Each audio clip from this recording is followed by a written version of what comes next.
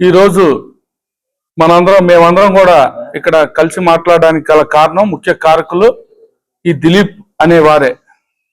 గత 2 నెలల నుంచి ఈ కొబ్బరి తోటలో ఉన్న ఇల్లు వివాదం గురించి ప్రతిరోజు రకరకాలుగా ఈ మలుపులు తిప్పడంలో, అసలు ఈ ఇల్లు కోల్చడంలో, ఈ ఇంటి విషయంలో దూరడంలో అన్నిట్లో అతను కలగజేసుకోవడం వల్లే ఈరోజు కూటమి మధ్య విభేదాలు వచ్చే తారాస్థాయికి చేరేంత విధంగా ఈరోజు జరుగుతుందంటే దానికి కేవలం యమనాబత్తుల దిలీప్ అనేవారే.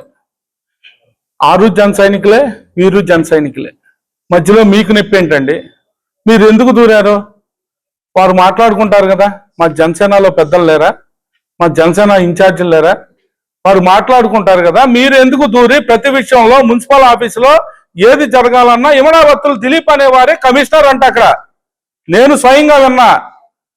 కమిషనర్ మున్సిపల్ ఆఫీస్కి వెళ్తే మున్సిపల్ ఆఫీసులో ఒక విషయం గురించి అడిగితే ఆ ఇంటి గురించి ఏదన్నా చేయాలంటే యమనాబత్తులు దిలీప్ గారు చెప్పాలన్నారు. ఎందుకండి మీకేంటి సంబంధం? ఆ ఇంటి వివాదం మొదలైన కాడి నుంచి మా ఎంపీ బాలశౌరి గారి గురించి అనుచితంగా మాట్లాడతారు, మా బండి రామకృష్ణ గారి గురించి మాట్లాడతారు, కొట్టే వెంకట్రావు గారి గురించి మాట్లాడతారు, చివరికి వైఎస్ఆర్సీపీ పేరుని నాని బి టీం అంట. దాని జన సైనికుల్ని విమర్శిస్తావు నువ్వు. నీ ఉద్దేశం ఏంటి? నీ అంతరంగికం ఏంటి? అందరికి వివరంగా చెప్పు నువ్వు. మేము వైసీపీ బి టీం అయితే జన సైనికులు రామనాయుడుపేట సెంటర్లో జెండా దిమ్మ గొడవపడి ఎందుకు కడతామయ్యా? నీకు ఆ మాత్రం జ్ఞానం లేదా నీకు? వైసీపీ బి టీమా? అక్కడ స్విచ్ చేస్తే ఇక్కడ వెలుగుద్దా? మీకులాగా కాంట్రాక్టులకో, పదవులకో, పైరావులకో, డబ్బులకో ఉన్న వాళ్ళు కాదు జన సైనికులు. జనసేనలో ఉన్నాం, జనసేన కోసం పోరాడతాం, జనసేన కోసం నిలబడతాం, జనసేన కోసం ప్రాణాలు ఇస్తాం. మాకు ఏ పదవులు అవసరంలా, మాకు ఏ పదవులు అవసరంలా, ఏ కాంట్రాక్టులు అవసరంలా, మాకు డబ్బులు అవసరంలా. మా స్వశక్తితో మేము సంపాదించుకున్న దానిలో మా పిల్లలు చదివించుకుంటాం, మా భవిష్యత్తు నిర్మించుకుంటాం. ఎవరి దగ్గర చేయి చాచ అవసరంలా, ఎవరి కింద పనిచేయ అవసరంలా.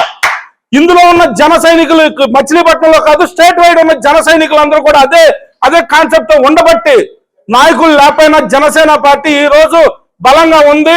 ఒక్కొక్కడికి 50,000 60,000 మెజార్టీలు వచ్చినాయి అంటే అలాంటి సిన్సియర్ జన సైనికులు ఉండబట్టే ఇవాళ వచ్చింది. గౌరవ మంత్రివర్యులకు తెలియపరుస్తున్నాం, మీరు విని విన్నట్టుగా, చూసి చూడనట్టుగా, మాకేం సంబంధం ఉంది ఉన్నట్టుగా వాళ్ళు కొట్టుకుంటారని మీరేమన్నా చూస్తున్నారా?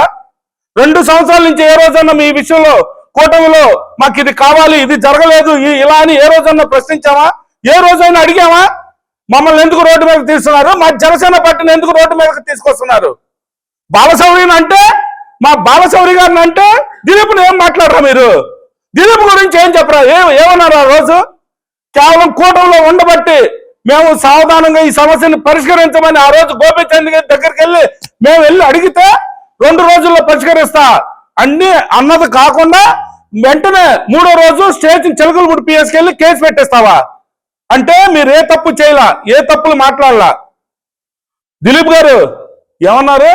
తెలుగుదేశానికి ఆ వాయిస్ రికార్డులో తెలుగుదేశానికి డ్యామేజ్ జరుగుతుంది కదా, ఇలా జరిగితే అని సంబోధిస్తే అవతల వ్యక్తి బొచ్చుల పార్టీ అన్నావు నువ్వు.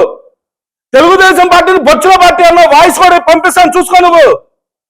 నువ్వు ఉన్న పార్టీకి కేవలం ఈ రోజు నీకు ఒక కాంట్రాక్ట్ ఇవ్వకపోతేనే, ఒక పదవి ఇవ్వకపోతే 3వ రోజు తెలుగుదేశం పార్టీలో ఉండవు. నీ నైజం అది. ప్రాణం పోయినా, ప్రాణాలు అడ్డం పెట్టైనా సరే జనసేన కోసం నిలబడతాం మేము. మాతో నువ్వు పరాచకాలు ఆడుతున్నావా?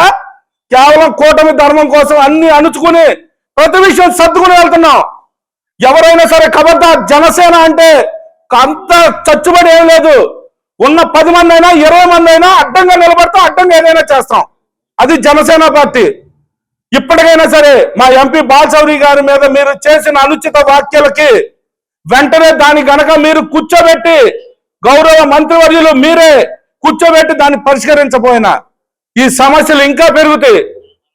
మేము అందరం కూడా పైన అధిష్టానాన్ని సమాధానం చెప్పుకోవాల్సి వస్తుంది.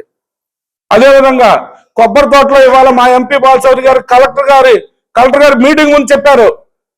మరి అన్ని పర్ఫెక్ట్ గా ఉంటే కమిషనర్ గారు ఒక్క ముక్క మాట్లాడలేదా? ఇదిగోండి సార్, ఈ ఆర్డర్ ప్రకారం కూల్చాం, ఈ ఆర్డర్ ప్రకారం పోలీస్ ఫోర్స్ అడిగాం,